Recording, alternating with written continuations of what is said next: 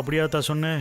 அப்படித்தாயா சொன்னேன். கேட்ட உடனே எயிரக்குள்ள ஆடி போச்சு. ஊருக்கே நல்ல வார்த்தை சொன்னியே, உன் தங்கச்சிக்கு ஒரு நல்ல வார்த்தை சொல்ல வேணாமா?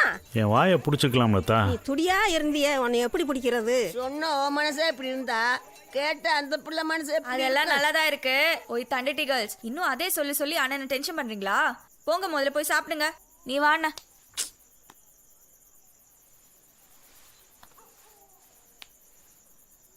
என்னென்ன இன்னும் அதே நினைச்சிட்டு இருக்க நீ?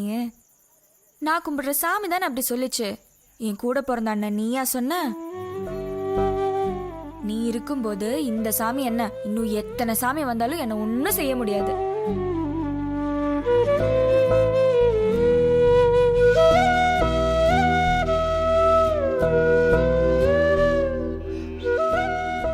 நான் தான் பெருசுன்னு தங்கச்சி சொல்லுது.